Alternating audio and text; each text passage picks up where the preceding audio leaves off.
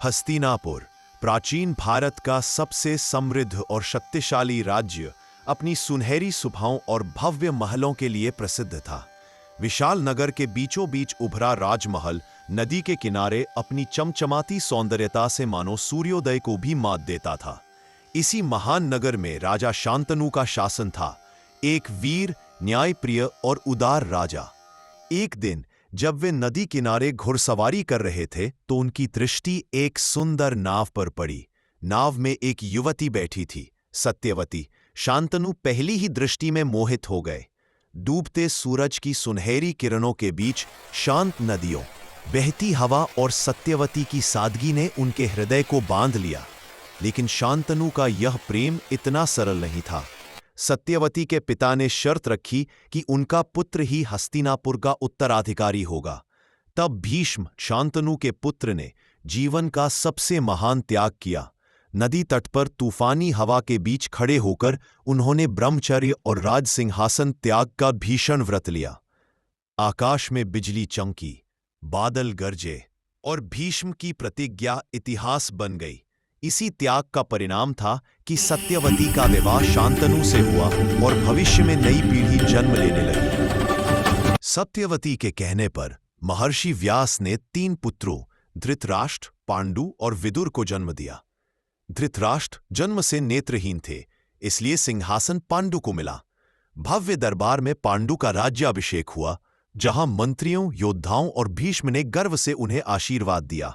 पांडु के शासन में हस्तिनापुर समृद्ध हुआ।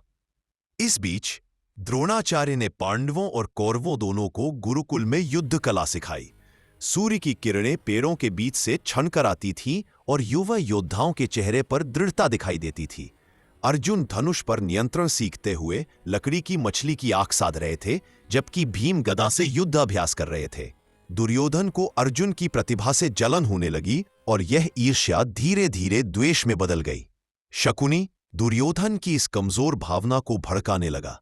महल की अंधेरी गलियों में जलती मशालों की रोशनी के बीच वे षड्यंत्र रचते, पांडवों को खत्म करने का तरीका खोजते। तभी उन्होंने लाक्षागृह का दुष्ट योजना बनाई, मोम से बना एक महल जिसे आग लगते ही पूरा जल जाए। लेकिन विदुर इस षड्यंत्र को समझ गए और गुप्त संवादों में पांडवों को आग से बचने का संकेत दे दिया। एक रात आसमान में आग की लपटें उठने लगी, लाक्षागृह भयंकर रूप से जलने लगा। लेकिन विदुर द्वारा बनवाई गई सुरंग से पांडव समय रहते बच निकले। दुनिया को लगा कि वे मर गए, पर वे घने जंगलों में जीवित थे। भीम अपनी माता कुंती को कंधे पर उठाकर रात के अंधेरे में लेकर जा रहे थे। जंगल में राक्षस हिडिंब का आक्रमण भीम का सामना करता है। चांदनी रात में भीम और उस विशाल राक्षस के बीच महायुद्ध हुआ। पेड़ टूटे, धरती हिली। अंत में भीम ने उसे मार गिराया और उसकी बहन हिडिंबा उनके पुत्र घटोत्कच की माता बनी। वन यात्रा के बाद पांडव एक चक्री गांव पहुंचे, जहां उन्होंने साधारण जीवन व्यतीत किया। एक दिन खबर मिली कि राजा ध्रुपद अपनी पुत्री द्रौपदी का स्वयंवर करवा रहे हैं। पांडव ब्राह्मण वेश में पंचाल की ओर रवाना हुए। स्वयंवर का हाल देखने योग्य था। सैकड़ों राजा, एक विशाल धनुष और आकाश में घूमती मछली। अर्जुन ने लक्ष्य भेदा और द्रौपदी ने उनका वरण किया। जब पांडव द्रौपदी के साथ घर लौटे तो कुंती ने बिना देखे कहा, जो भी लाए हो बांट लो। यही वाक्य इतिहास में परिवर्तन बन गया और द्रौपदी 5 पांडवों की पत्नी बनी। तभी हस्तिनापुर में चौंकाने वाली खबर पहुंची, पांडव जीवित है।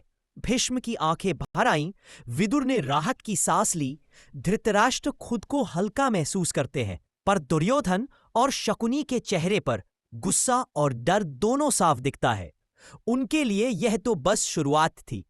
असली राजनीति, द्यूत क्रीड़ा, वनवास और महायुद्ध की राह अब खुल चुकी थी।